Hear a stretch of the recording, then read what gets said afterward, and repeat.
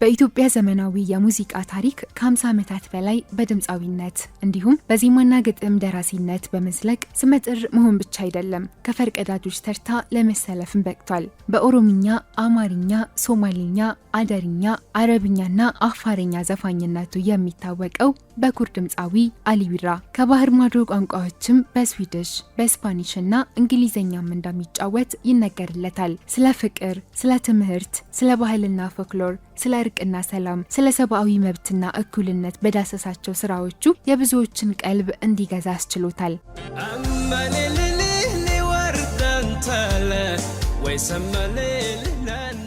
አሊ ሙዚቃን መጫወት የጀመረው ገና የ14 ዓመት ታዳጊ ሳለ ነበር። የኦሮሞን ባህልና ሙዚቃ ለማስተዋወቅ የተመሰረተውን አፍረንቀሎ የሙዚቃ ቡድንን በመቀላቀል ሙዚቃን አሃዱ ብሎ ጀመረ። ታዲያ አፍረንቀሎ የሙዚቃ ቡድን ውስጥ ይጫወት በጀመረበት ወቅት ለመጀመሪያ ጊዜ የተጫወተው ሙዚቃ ቢራንዳ በሪኤ የተባለው ነበር። አሊ የተባለ ሌላ ድምፃዊ ስለነበርና ሁለቱን አሊዎች ለመለየትም ጭምር ከሚጫወተው ቢራንዳ በሪኤ የተባለው ሙዚቃ ላይ ቢራ የሚለውን በመውሰድ ነበር አሊ ቢራ የሚለው ስም የወጣለትና እስከዛሬም የአርቲስቱ መጠሪያ ስም ሆኖ የቀረው እንጂ ሙሉ ስሙ አሊ ሙሐመድ ሙሳ ነበር።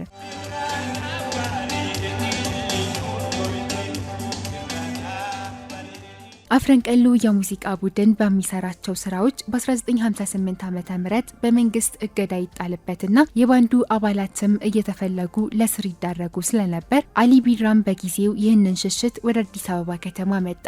ታዲያ አሊ ቢራ በተለያዩ ቋንቋዎች መዝፈን ይችል ስለነበር አዲስ አበባ እንደመጣ በሙዚቃው ለመቀጠል ብዙም አልተቸገረም ነበር። አዲስ አበባ ውስጥ በተለያዩ ዝግጅቶች ላይ በሚሳተፍበት ወቅት ያገኘው የኦሮምኛው ሙዚቀኛ አህመድ ታቂ ጊታር ገዝቶ ስለሰጠው አሊ ቢራም ጊታሩን እየተጫወተና እየዘፈነ በተለያዩ ዝግጅቶች ላይ ሙዚቃውን በማቅረብ መሳተፉን ቀጠለ። በዚህ ወቅት ነበር በጊዜው የክቡር ዘበኛ ባንድ መሪ የነበሩትን አቶ ኢዩኤል ዮሐንስን በመተዋወቅና በኋላም ላይ ክቡር ዘበኛን ለመቀላቀል የበቃው። እነ ጥላሁን ገሰሰ፣ ብዙነሽ በቀለ፣ መሐሙድ አህመድና ተፈራ ካሳ በነበሩበት የክብር ዘበኛ ኦርኬስትራ ለዓመታት ሰርቷል። አይቤክስ ባንድን በመቀላቀልም ለ8 ዓመታት የሙዚቃ ስራዎችን በዲአፍሪክ ሆቴል ሲያቀርብ ቆይቷል።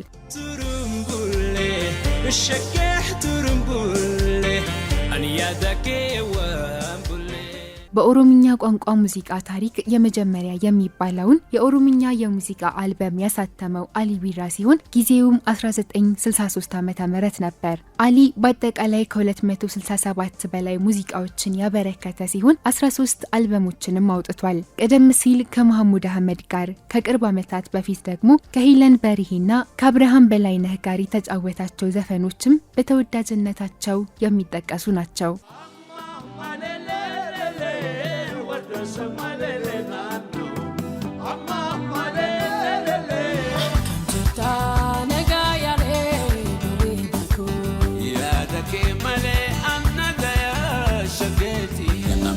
to debre bona meka wargame sint grmt hidu sint baga tasawa wa wa wa wa ከ1960ዎቹ አጋማሽ በኋላ በሀገር ውስጥ የተፈጠረውን ፖለቲካዊ ቀውስ ተከትሎ ባወጣው ዘፈኑ ሀቲቴኛ ተካ ማልቶ አዳኑ ባሴ ተወዳጅነትን አትርፏል። ሙዚቃው እናታችን አንድ ነች ምንድነው ያለያየን በማለት አጥብቆ የጠየቀበት ነው።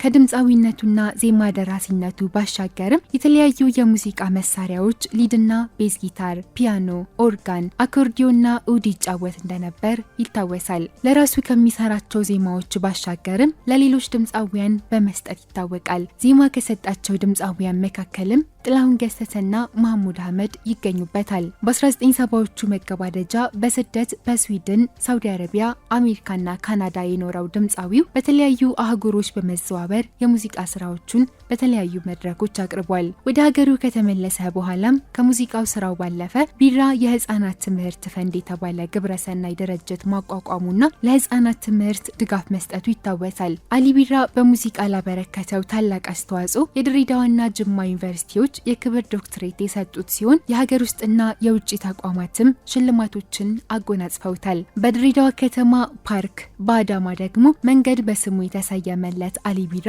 ካገኛቸው የውጭ ሽልማቶች አንዱ በካናዳ ቶሮንቶ የአፍሪካ የምንጊዜም አንጋፋ ሙዚቀኛ ሽልማት የሚጠቀስ ነው።